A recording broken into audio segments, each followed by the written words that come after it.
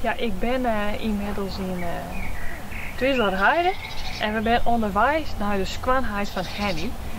Die had wat een moeilijke periode gewoon de oriënteer, dus ja, ik zal het spel weer even pakken. Een mooi bosje bloemen van Jelder dat bloemenboeket en een lekker bollenpakket van Echte Bakker Erudio. Dus we zullen er even heen om te zien wat er thuis is.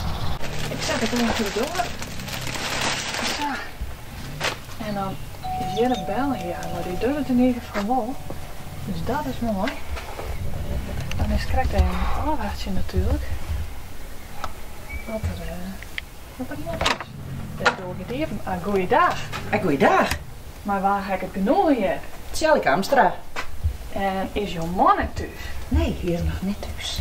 Die is nog net thuis? Die komt haast thuis. Die komt wel haast thuis, want hij is even naar de bibliotheek. Oké.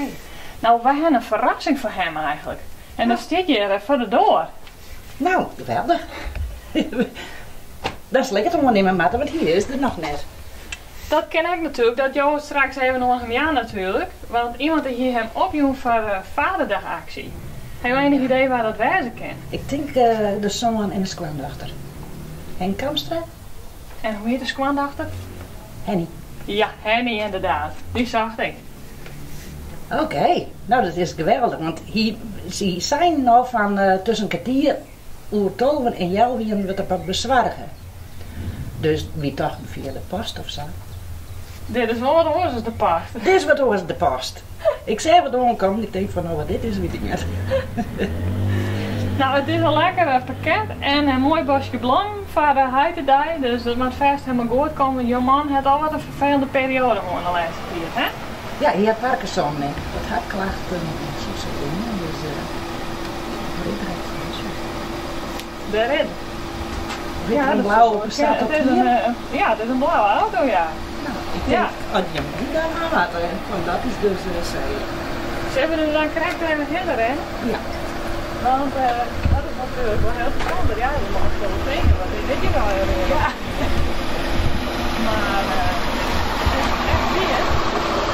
Ja, het is echt weer. Wat ben je voor jou? Ja. Zeker weten. Oké.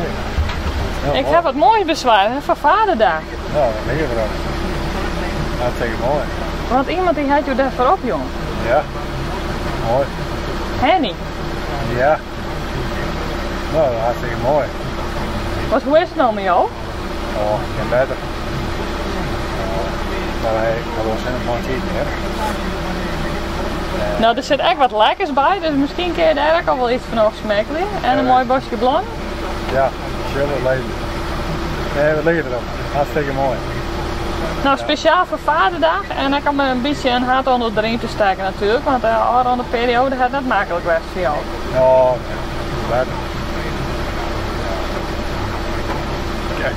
Dat ken ik nog minder. Je blauwe dus wel positief. Ja, zeker. Nou, dat is hartstikke mooi. Ik zou zeggen, geniet ervan en een fijne vaderdag. Ja, bedankt.